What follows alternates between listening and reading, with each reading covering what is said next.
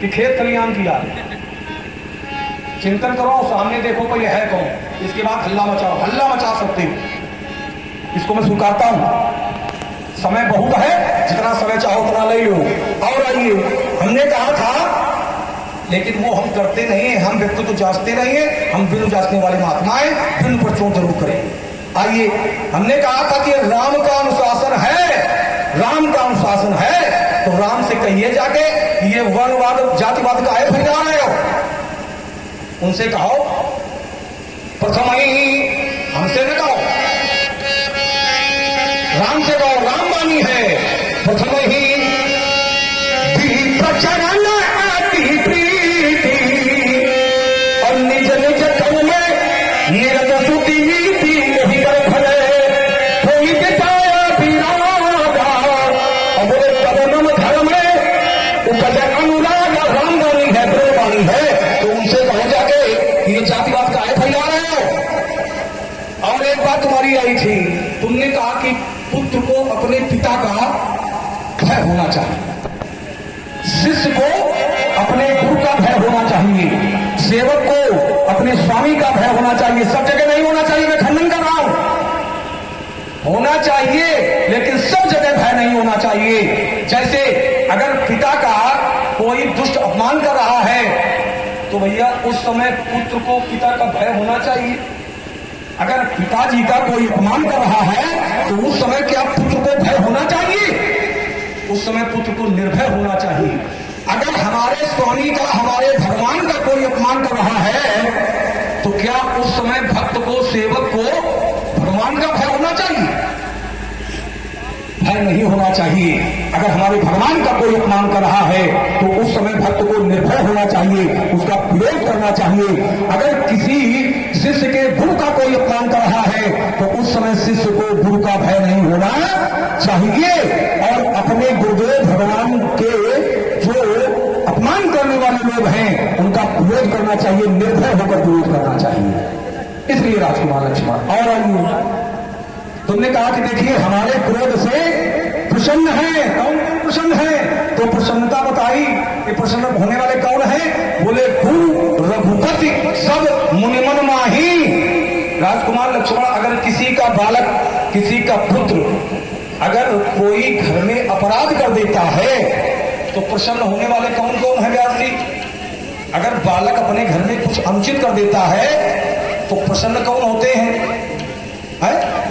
नहीं होते।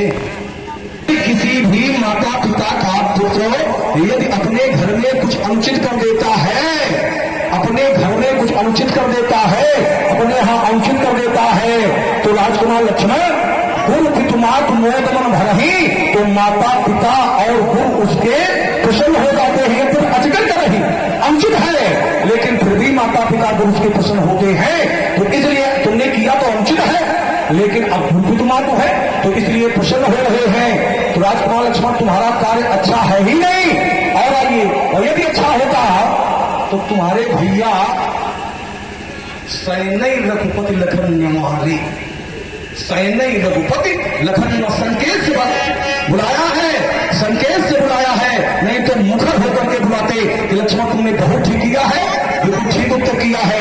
क्योंकि तुम्हारा उत्तर ठीक था ही नहीं। उत्तर क्यों नहीं ठीक था? वो तो कहो कि वो प्रश्न हमने नहीं रखे थे।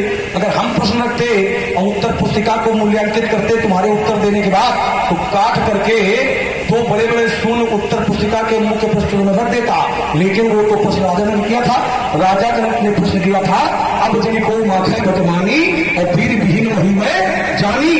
यहाँ पर राजा जनक का प्रश्न था कि धरती के वीरों का उनके द्वारा अपमान किया गया, और तुम्हारे द्वारा उत्तर क्या आ रहा है? तुम्हारे द्वारा जो उत्तर आ रहा है, उत्तर आ रहा है कि रघुवंश में जापो होई और तेरी समाज अस्त है न कोई, कहीं जनक जब अनुचित बानी। अब देखिए प्रश्न है कि धरती के वीरों का अपमान है, और उत्तर आ रहा है अपने घर से। जैसे कोई प्रश्न ये करे कि भैया धरती पर वीर कितने हैं, तो उत्तर इन्होंने इनके अनुसार करने वाला उत्तर कर देगा कि 2 वीर हमारे घर में है। ये उत्तर होता है। जब धरती के वीरों का अपमान किया जा रहा था, तो उत्तर तुम्हें धरती के वीरों की ओर से देना चाहिए, लेकिन उत्तर तुमने किया है उत्तर किया है कही जनक जस अनुचित वाणी विद्यमान रघुकुल मन जानी। क्या इतने ही वीरों का तुम्हें के वीर थोड़ा थे? वीर बहुत थे। देव धनुज धरि मनुष्य शरीरा और विपुल वीर आएवन धीरा। एक नहीं, विपुल शब्द एक ऐसा शब्द है, इस शब्द के आगे चाहे इतनी बड़ी से बड़ी संख्या रख दी जाए छोटी हो जाएगी।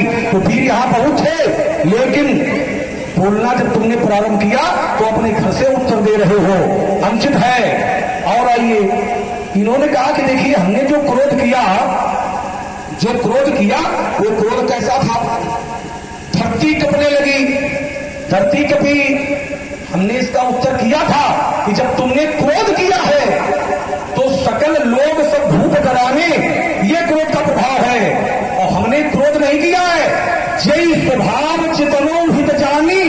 सुनते नहीं हो, और सुनते अगर हो तो फिर वहां पहुंच नहीं तुम्हारी है। हमने कहा था, उत्तर किया था कि जय स्वभाव चितनो हित जानी और सो जाने जब आयु फुटानी। वो ये समझता है कि हमारी मृत्यु हो रही है, जबकि मैं हित की दृष्टि से देख रहा हूं। तो चिंतन करिए, तुम क्रोध करते हो तब ये भयभीत होते हैं, और हम हित की दृष्टि से देखते हैं तब ये मरे जा रहे हैं। ये प्रभाव है तुम्हारा क्रोध, और हमारी हित की दृष्टि से बहुन्यून है। भूलते हो, और बिंदु क्या है ये भूल जाते हो। भाई आपने कहा था क्या तुम हमारे बराबरी के योद्धा हो? तुमने कहा हाँ, हम तुमसे कोनो कमजोर है का? इसमें हमने एक बिंदु रखा था कि तुमने भी क्रोध किया और हमने भी क्रोध किया, और किसके क्रोध का क्या क्या परिणाम है सभा के बीच में रखो। तो क्या रखा है आपने? समय पार कर रहे हो, हमें लगता है जितना याद है उतना कहना है केवल आपको। भाई आपने भी क्रोध किया, हमने भी क्रोध किया। आप अपने क्रोध का परिणाम बताओ, जैसे मैं अपने क्रोध का परिणाम बता रहा। लखन सकोप बचन से बोले तो ये तक मकानी नहीं दिक्कत। ये मेरा क्रोध का परिणाम है, और तुम्हारे क्रोध का क्या बता रहे? क्या उत्तर है इसका?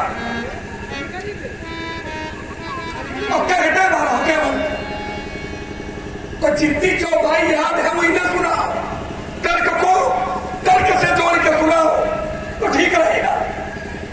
भाई आपने कहा था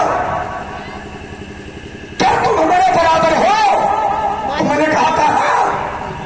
और कैसे है? तो उसमें हमने एक प्रमाण दिया। तुमने भी क्रोध किया, हमने भी क्रोध किया। मेरे क्रोध का परिणाम यह है जो मैंने बताया। आपके क्रोध का परिणाम क्या? क्या आपके क्रोध का परिणाम ये है? अगर है तो आपकी बात सही, अगर नहीं है तो वहां उत्तर नहीं है। बस समय काट रहे हो, समय कटे के तो बता रहे थे ना समय बहुत है। हाँ तुम्हारे लिए बहुत समय हो, इन समय कम है, क्योंकि जितनी जल्दी तुम इंतन निकलता हो उतनी जल्दी बिया हो है। इन केवल तुम्हारे चक्कर में बिया रुको हो है, इन बहुत काम है। मिथिला में अभी बहुत काम है। अभी तो प्रण के अनुसार विवाह हुआ है, अभी वंश की परंपरा के अनुसार विवाह होना बकाया है। तो तुम हिंदे पवराओ जगत भैया, आप हिंदे निपटाओ। तो इसलिए कहा था मेरा पास समय कम है, आपके पास होगा। अब चूंकि तुम्हारे पास दोनों काम है नहीं, एक काम हाथे में फरसा काम शुरू। तो मेरे क्रोध का परिणाम ये है, लेकिन आपके क्रोध का परिणाम क्या है? आपने कहा था लक्ष्मण राजाओं से डर रहा है, मैंने कहा था लक्ष्मण राजाओं से नहीं डर रहा है। क्या उत्तर है?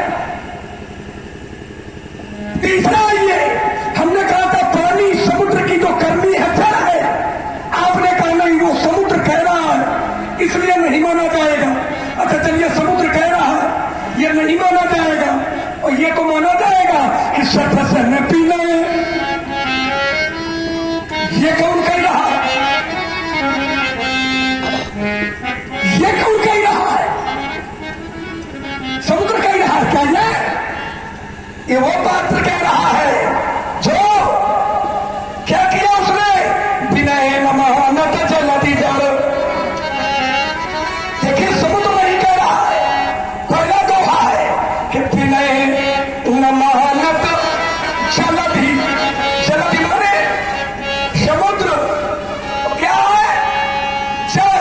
तो ये कौन कह रहा है, विनय नमानत जलति जल।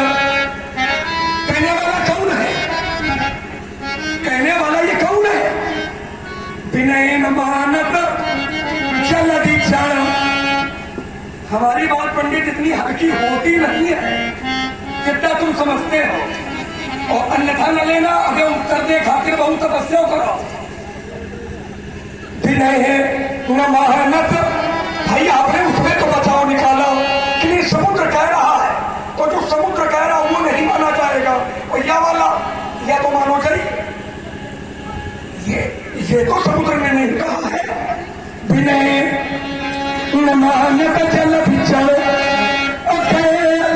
तीन दिन बीत तब है कि बोले राम सको तब भय बिन होय ना। तो ये किसने कहा है, समुद्र ने कहा है का, या मानी जाएगी ना मानी जाएगी, ये वाली मानी जाएगी ना मानी जाएगी।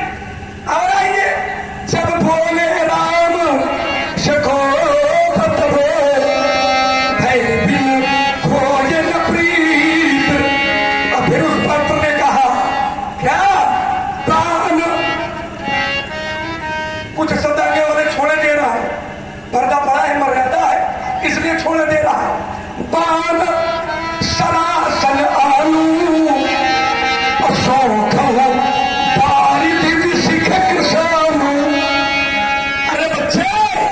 मेरा धनुष बाण ले आओ। शौख वारिध, वारिध माने समुद्र को शौख दूंगा, विशिख माने बाण, कृषाणु अग्नि बाण से समुद्र को मैं सुखा दूंगा।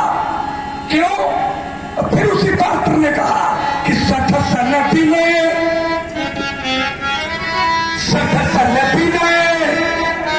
देखो बीच में बोलना विषय नहीं है, बीच में बोलना बुरा तब होता है जब बात बेकार की हो, लेकिन अगर बात शास्त्र सम्मत हो तो उसको स्वीकार करना चाहिए।